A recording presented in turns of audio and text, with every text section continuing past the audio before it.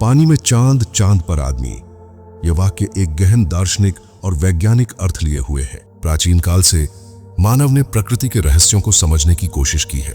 पानी में चांद की परछाई देखकर हम अक्सर सोचते हैं कि यह कितना सुंदर दृश्य है, लेकिन यह मात्र एक भ्रम है।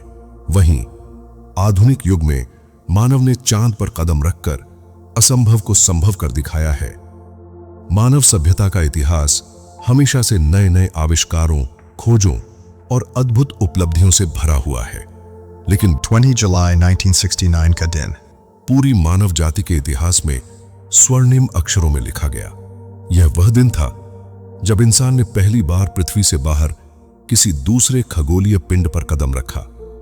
यह क्षण केवल अमेरिका या नासा की उपलब्धि नहीं थी, बल्कि संपूर्ण मानवता की विजय थी।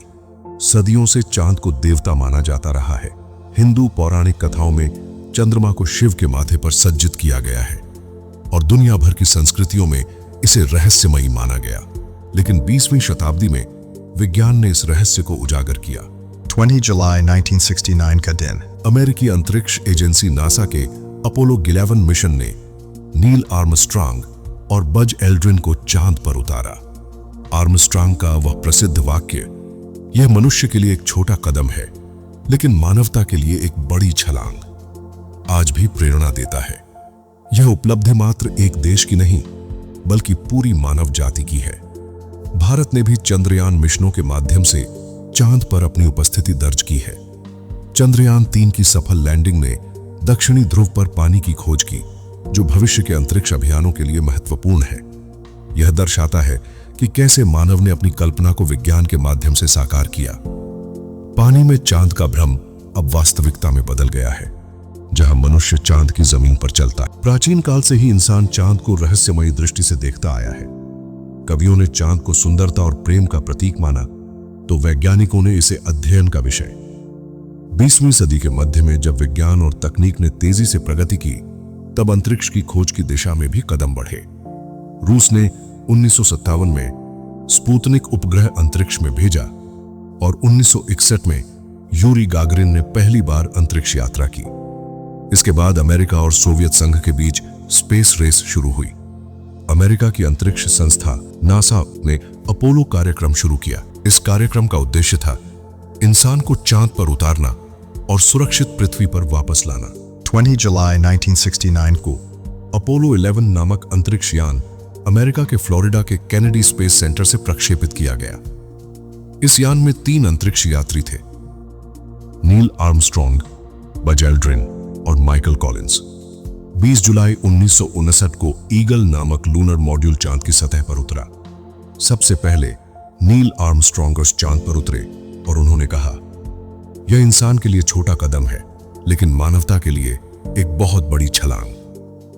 उनके बाद बज एल्ड्रिन भी चांद की सतह पर उतरे। इस दौरान माइकल कॉलिंस चांद की कक्षा में कमांड मॉड्यूल में रहे। यह उपलब्धि मानव साहस, विज्ञान और तकनीकी क्षमता का सर्वोच्च उदाहरण बनी। इससे सिद्ध हुआ कि यदि इच्छा शक्ति और परिश्रम हो तो असंभव भी संभव किया जा सकता है। इस घटना ने पूरी दुनिया को एक नई दिशा दी और अंतरिक्ष विज्ञान में तीव्र गति से शोध कार्य शुरू हुए। चांद पर जाकर इंसान ने वहां की मिट्टी और चट्टानों के नमूने एकत्र किए, जिससे खगोल शास्त्रियों को कई महत्वपूर्ण जानकारियां मिली।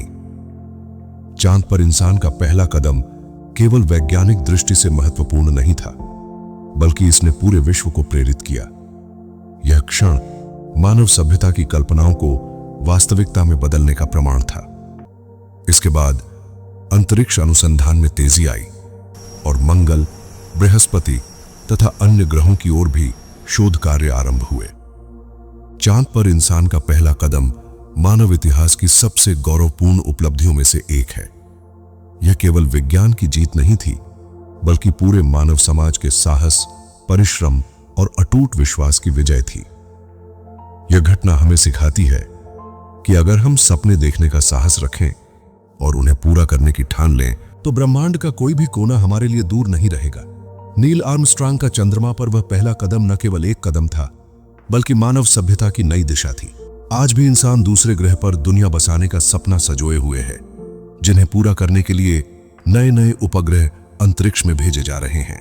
अब देखते हैं कि भविष्य में कितने सपने साकार होते हैं। वैसे आपको क्या लगता है? कमेंट में अपनी राय जरूर दें।